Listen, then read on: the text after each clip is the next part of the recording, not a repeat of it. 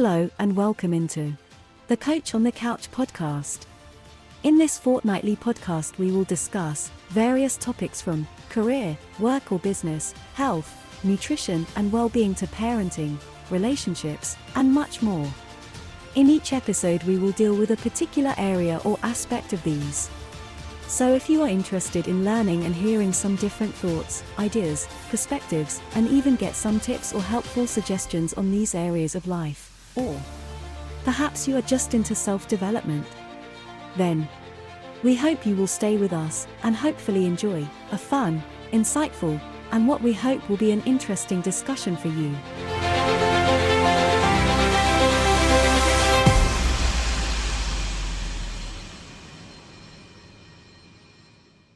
Hello and welcome back to another episode of Coach on the Couch. This episode is part 2 of the chat and interview style episode that I was doing with Amy. And as I say, if you haven't by chance listened to the first part, then you can find that under episode 33. So you can always go and give that a listen first and then come back to this. But I hope you enjoy this second part. It's just as packed full of information about her as the first part was. So I hope you enjoy it. And with that being said, let's go straight into it.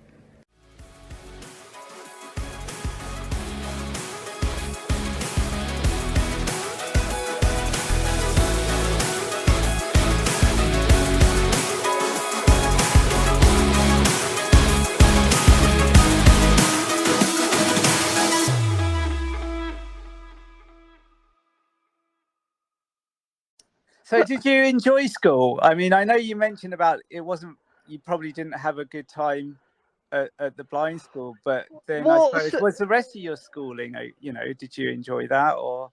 Well, I did go and I actually have 2 bachelor's degrees. I ended up getting a degree in psychology, and I got that in 2006. Mm-hmm. And then I ended up going back and I got my degree in social work in 2016, here more recently. So apparently I'm a big fan of learning, is one of the things that I've realized, but both degrees have definitely played a part in kind of what I do now as far as that goes. But I do really like learning. Public school is definitely different than, primary school or, that type of thing is definitely different than college. And I remind people, young people of that all the time. I'm like, and especially my son, because he's like, I hate school. I'm like, yes, I know. It's definitely different once you get out into the real world. College is different, trade schools are different. All those things are different because you're learning specifically what you want to learn. So all those things are different, but I thoroughly enjoyed it. I mean, it had its challenges. Everything does in life, but I thoroughly enjoyed it and had different experiences where I started some clubs and things like that. But yes, I found it to be a pleasant experience. Any particular good memory you have of school? Anything that happened or?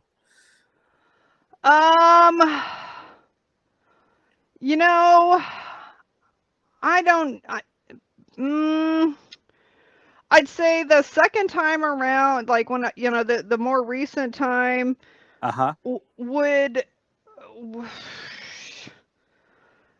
I don't know. Actually, I don't know. There's nothing that really sticks out. Yeah, I wish I could say that this particular thing was awesome or something like that, but I don't have anything that super super stands out, because for every like positive thing, there was something that kind of countered Yeah. it, and it was like, okay, that, you know, So but yeah. so what after school then? What did you go on to work then? I mean, you just mentioned about going and getting degrees, but was that straight after school or? No. So, you know, the first when I got my first degree, I ended up shortly after that, I got married and found out I was pregnant with my son, and we moved to Alaska for a Oh. year. Yeah, Mm-hmm. so don't recommend doing that. Don't get married and or don't get married, find out you're pregnant and move to Alaska. Don't do it in that order. I promise you it's not going to be a good time. Um, but we moved up there for a couple different reasons, but I thought I was going to get a job up there. Uh-huh. And we got up there and basically was told, well, I can't have you doing the thing I thought I was going to have you do because of your vision. And I'm like, what the hell? You knew I was blind. Like, this is not a secret. Like, what are we talking here? Um, so that, you know, that part did not particularly work out. I mean, Alaska is amazing and beautiful, and it is a whole different culture up there. People actually, you know your neighbors and all those wonderful things. But and then we ended up moving to Indiana, which is another part of the Midwest here in America, and that was where my ex-husband is from, and all of his family, and that was even more backwards redneck than Missouri. And so the first chance I got to move back to Missouri, I pretty much took it because discrimination and trying to find a job and things like that. So yeah, it was again more challenges, So more so the different job things. the job kind of hunting then, or the getting work has been quite challenging then. So that's pretty much where I have embraced the entrepreneur spirit.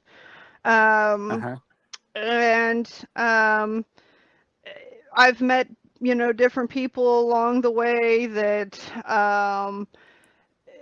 and it been more recent since I've moved back to Missouri, that are like, yes, that's kind of, what you have to do as a blind person. And I'm like, oh, really? Well, where was the message when I was younger about this? Anyways, I have my own soapbox, I guess, about that. But, I have, I've done different freelance stuff of writing, or like when I was on Alaska, I did transcribing for some of the therapists. When I was in Indiana, I did babysitting.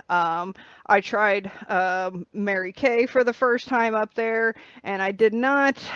Where I kind of fell short was I did not fully accept my blindness. So when people were like, "Well, you're blind. How are you going to teach me about makeup?" And I was like, you're right. I'm not, like and I kind of bit myself in the butt on that. Well, when I moved to Missouri and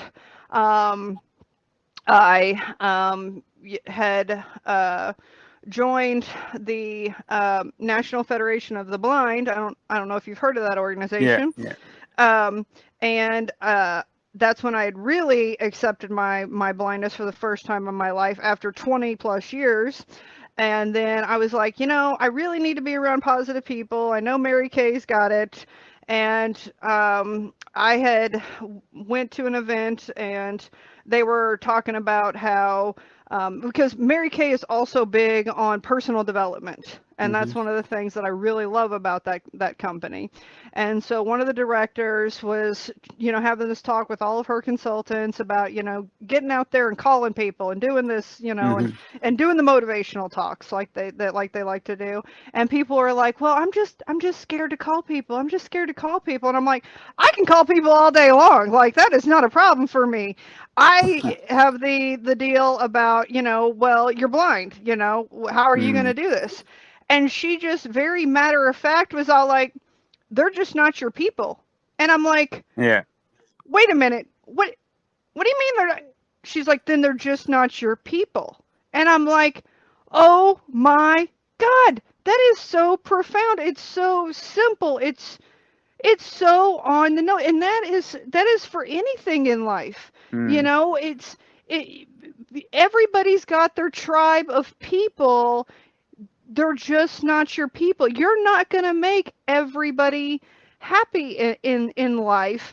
And so I've totally adopted that, even outside of Mary Kay, like, finding friends, finding people, like, they're just not your people. Like, if you're not vibing with them, then they're just not your people. Time to move on. And I'm just like, that is awesome. Yeah, that's like, I mean, when people get hung up on the whole thing on social media of having likes and those sort of things, and then and if one person says whatever, it's like and they don't like it, or if they're on, say, YouTube and they don't get likes and they don't get whatever, and they think it's really bad. And like, I mean, I've said to people a similar thing. I've said, well, but that's a good thing, because you're filtering out the people that are obviously not your audience.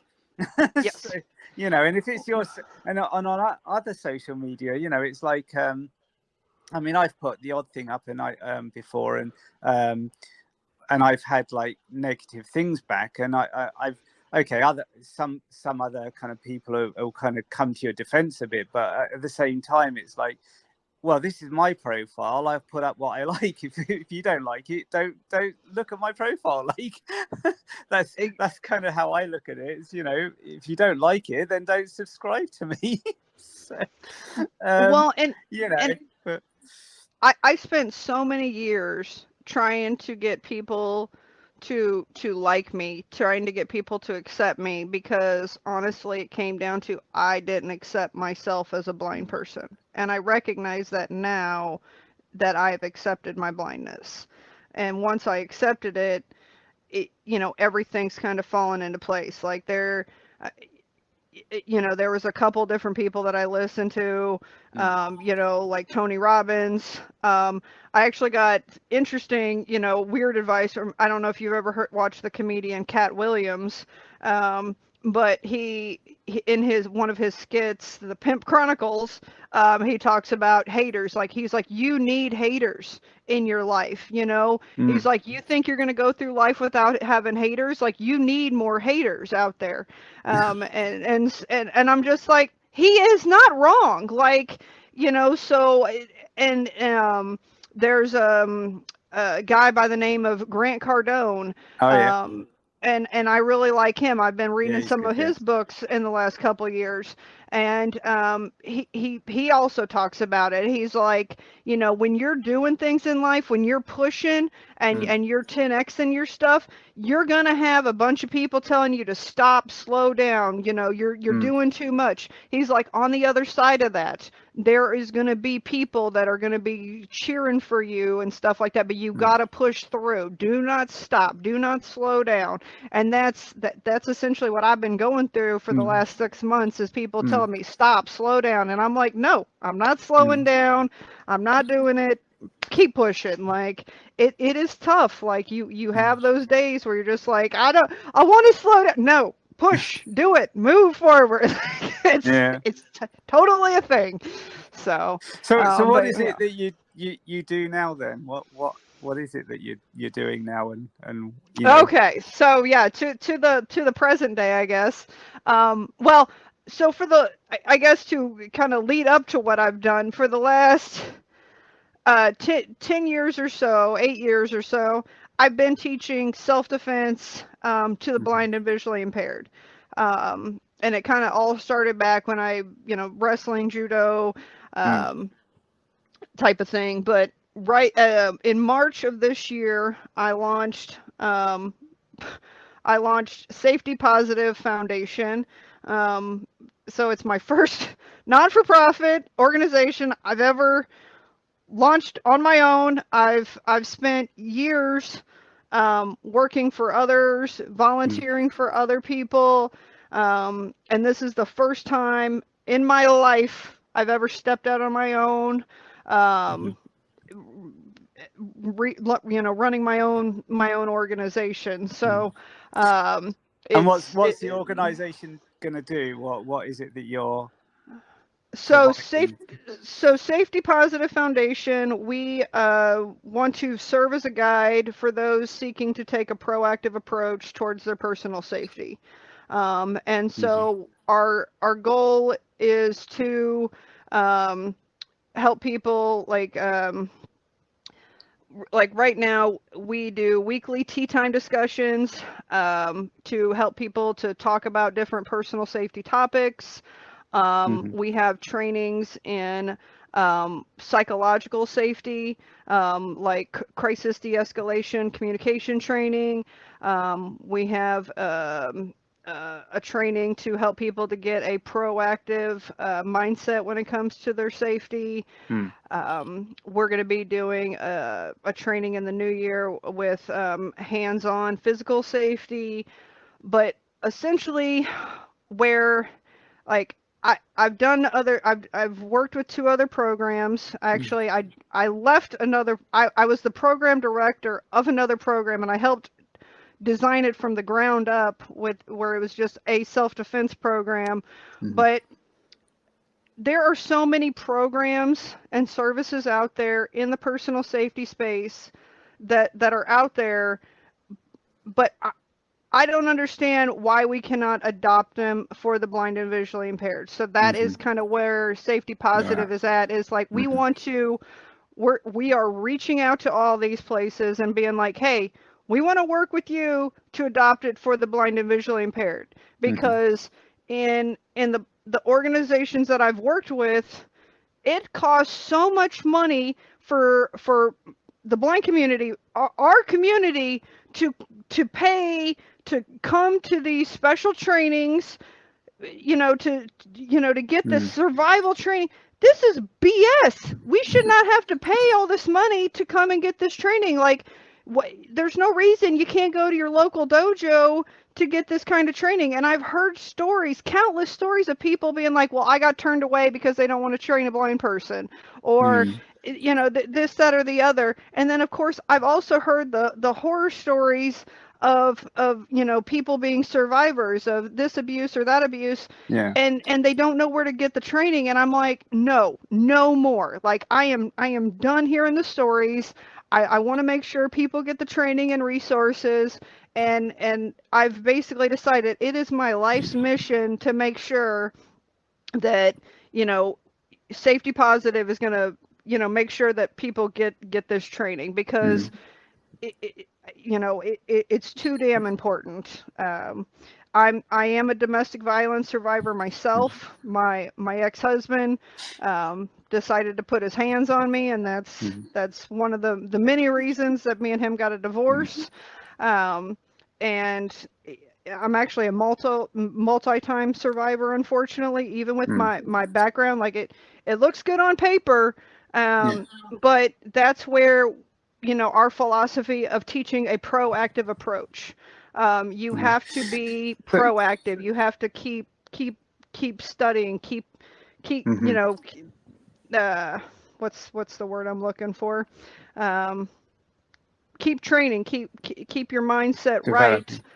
Yeah, because otherwise you freeze. Like, people freeze. It absolutely happens. I mean, you can be trained, and I've heard of people who have been trained who do freeze. It's a very natural response. There's nothing wrong with it. There's no shame in it. But being proactive is the way to be the safest, moving forward. And so that's what Safety Positive is all about. And we want people to be positive. There's there's too many people out there trying to fearmonger and be like, well, it's scary out there. There, there's this, there's that, and it's like, yeah, it's scary. Blind people already know it's scary. Like I'm not trying to scare anybody.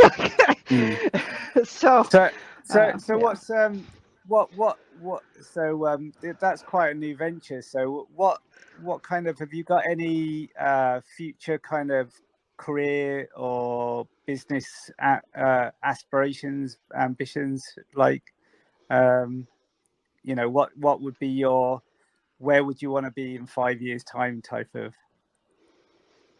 I would honestly like this to safety positive to be where we have paid employees and we're serving as many people as possible. Um, and maybe we've got people in where we're serving people in a few different countries. I know right now we've just been serving people in the United States. So, but my ultimate goal is to where Safety Positive Foundation is worldwide, because I know here in the U.S., when it comes to personal safety training, there's us and one other organization in terms of national personal safety training, and that's it. And it is 2023. Like that. It just makes me so sad that there's not more training in the blind and visually impaired community. Like there needs to be more training. And if you ask anybody in the blind and visually impaired community, what do you want to learn more about? Personal safety training is always in the top 3, and it has been for decades. I don't know why there hasn't been more stuff on this, but I'm just passionate enough to where I'm just this is I've decided it's become my life's work at this point. So well, wish you all the luck with that. Yeah. There's I think you've got quite a lot of work ahead of you. And but if you've got the passion, you should be able to make it happen, really, shouldn't you? So so outside of the whole work and things we spoke, I mean, obviously earlier we spoke about movies and music and all sorts, but any other hobbies or interests do you have? So that's kind of what led me, to where we're talking is personal development. It is pretty much my hobby, I guess. I like reading and studying personal development. It helps me to have a better mental fitness, so to say. And I just do you have really any favorite authors, kind of, or people in that kind of arena, like the personal development kind of sphere that you like? Or it's really hard to choose. I really, like I said, I like Grant Cardone. I don't know if he'd be considered personal development, but I kind of put him. I was wondering about that. It was like myself. Would you consider that, or would you consider it more professional development?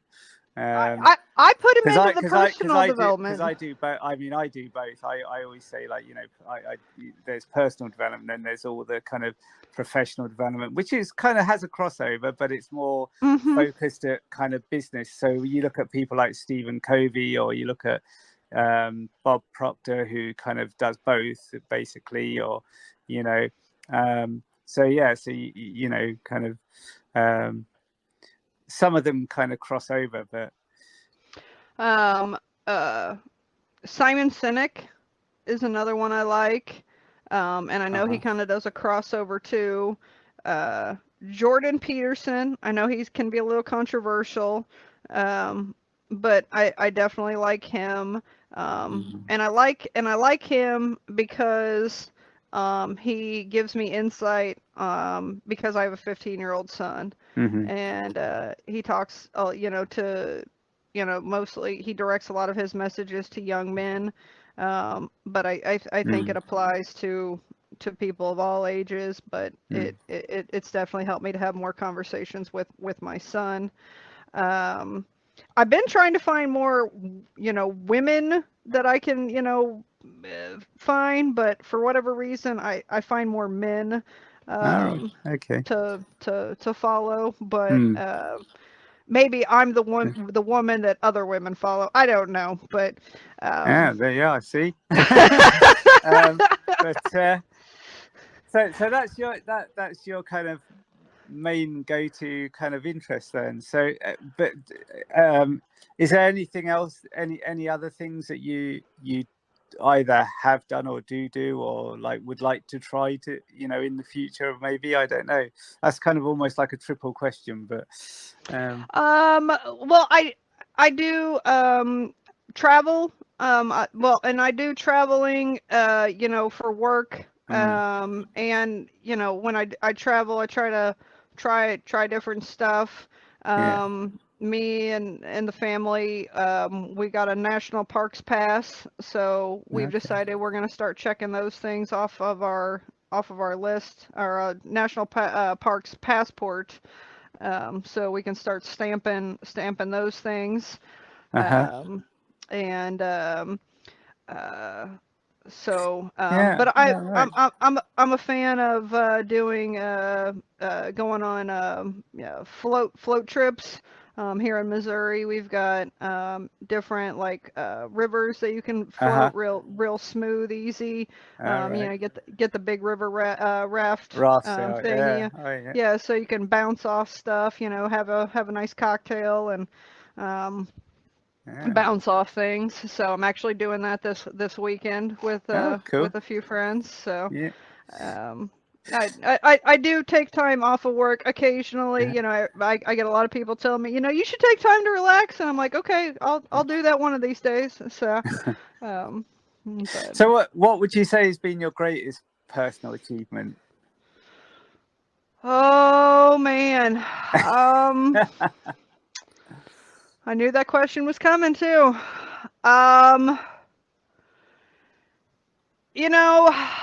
I don't think I have one yet. You don't, to be honest. Like I wouldn't say I particularly have one. Because I look at life as it's a journey, and I'm still on that journey. I would say that probably that I have not completely fallen off my rocker yet. Might be might be that. So that's your achievement, not to fall off your rocker yet.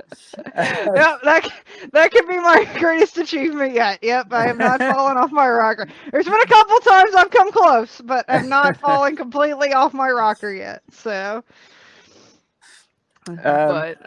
Yeah. So what about the opposite then? What about failures? Have you had any great failures at all?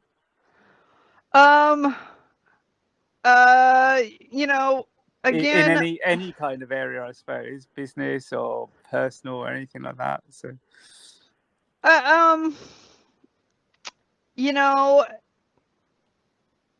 as far as personal stuff, I think there's been a couple times that I feel like I've come really close to where I feel like they've been failures, shared about being a domestic violence survivor with my ex-husband. Yeah. That definitely felt like a failure moment. Having to share that with my son a couple years ago was definitely tough. But whenever I have those moments, though, I always look at them as learning experiences. It's yes, it's a failure, but it's definitely a process. I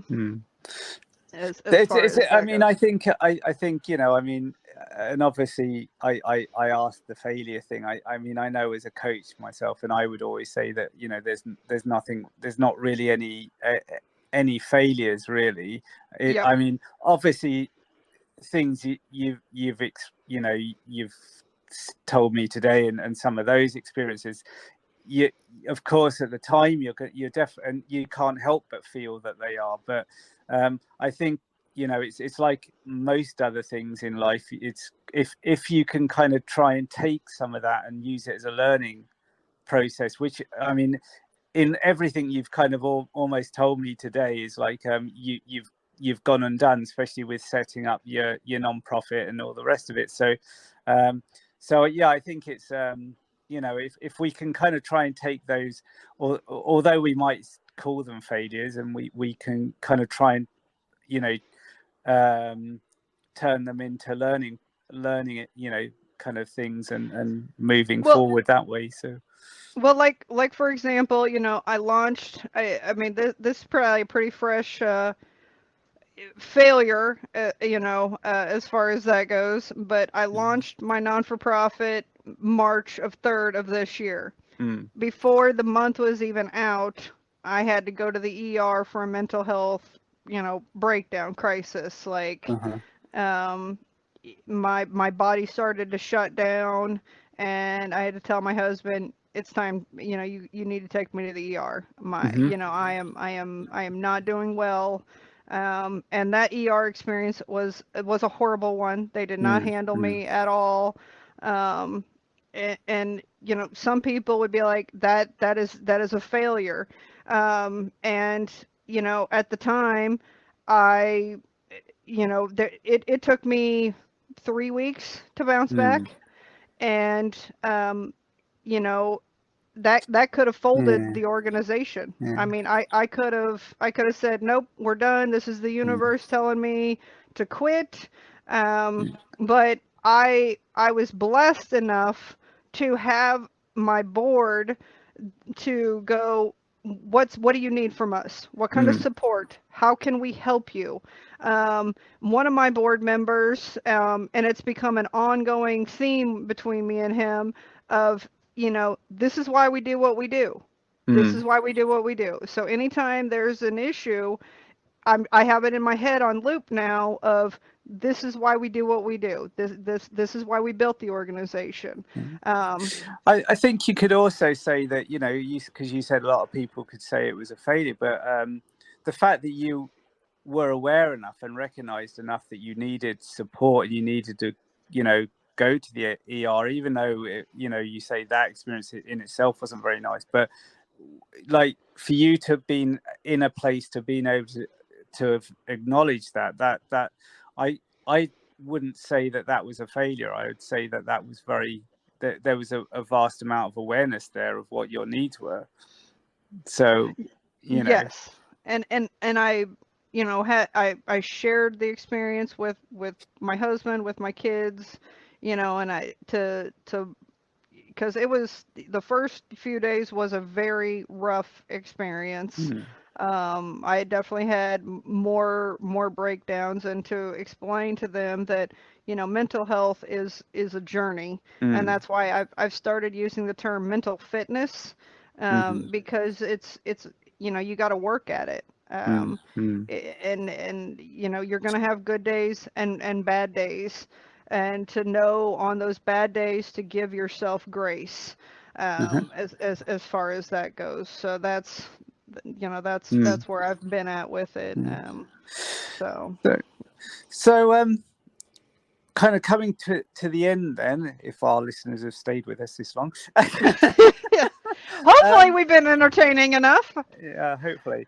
So what interests you in kind of being part of my little podcast?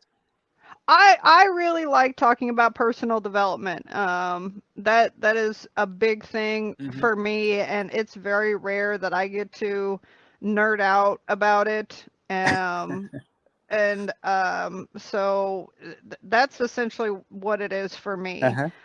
Because I know that it, you know, it goes hand in hand with with personal safety. And people don't generally think about that, but it's very close to me as well. I have like one friend that me and him, we can talk for 2 or 3 hours about personal development or professional development. And we've kind of joked about, would be cool to do something or whatever, but he is way too shy to do any of that but kind you of. are until you start, though. Oh, I fully know that, You but know.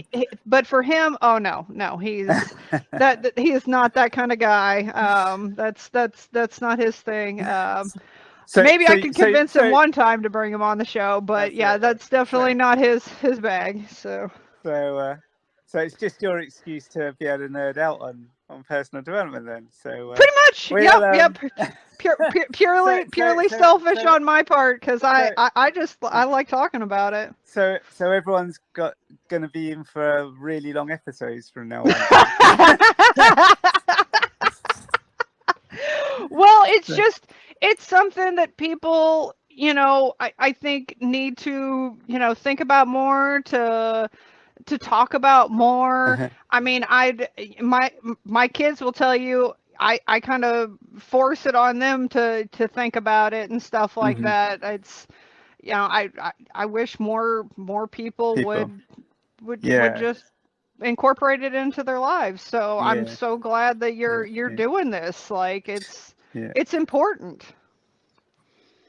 Yeah. So well, we'll have to see where the episodes go. I'm sure we'll have plenty of interesting topics and stuff. And absolutely. So just to bring it to a close, it's been great chatting to you today. And hopefully we'll have you on again very soon. Hopefully the audience doesn't mind this crazy American. So. Oh yeah, well, it's my podcast. So.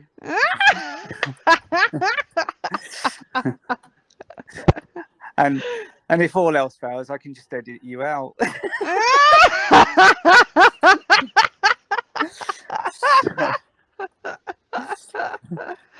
Anyway, so on that note,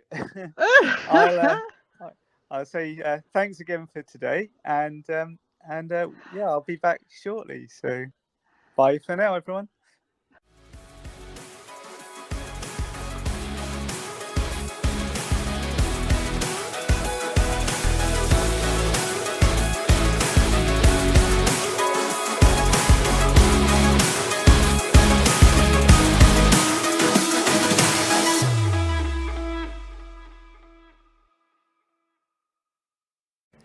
Hello and welcome back to this episode's outro. So I hope you enjoyed that episode, the second part of that discussion. And I know there was some quite personal experiences and things that Amy disclosed, and I totally appreciate that, she felt open enough to do that, and I hope it didn't bother and kind of put people off at all, kind of, with this episode. If it wasn't, to people's liking too much, then I apologise for that. But it just happened, the episodes are just as they are, and she was happy disclosing and chatting about some of those experiences, and I did mention it to her afterwards, and she was happy enough. She didn't mind sharing that stuff. So I hope you all are okay with that.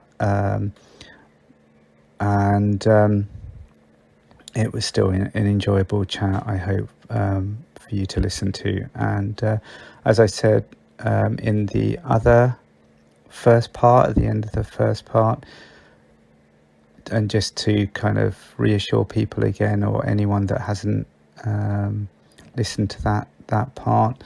That it's just coincidental that Amy happens to have sight impairment and is blind, just like Edward Bates, who co-hosts a podcast with me as well. It's just coincidental. I was looking for additional co-hosts, and it just happens Amy came forward, and she's interested in the type of stuff that I do. So it's not going, the podcast itself is not going to go into the areas of blindness and disability. It might be, those sort of areas might be touched on with different things and with different people's different experiences, but it's not going to focus on that particularly. It's always going to be the podcast that it was designed to be, which is around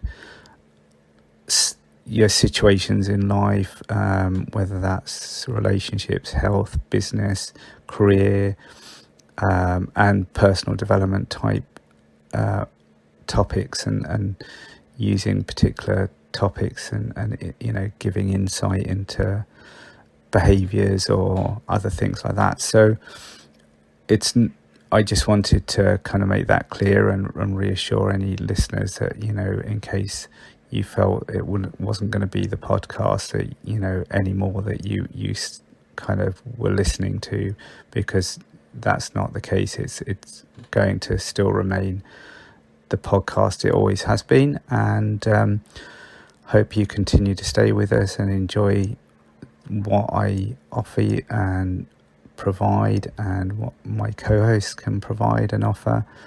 And don't forget to leave us feedback and comments, suggestions for future episodes, and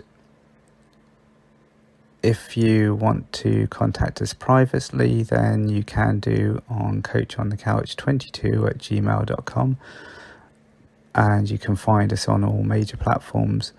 So don't forget to also, if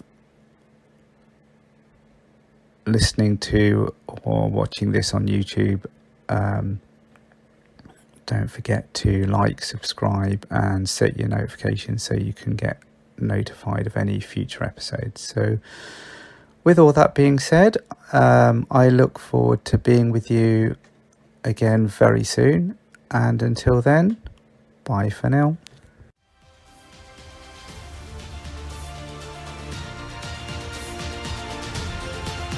We thank you for listening to our fortnightly Coach on the Couch podcast. You can find this podcast on all major podcasting platforms and also on YouTube. You can leave comments, suggestions, and feedback here on the Spotify or YouTube platforms, or you can contact us by emailing coachonthecouch22@gmail.com. Thank you again for joining us, and we look forward to being with you soon.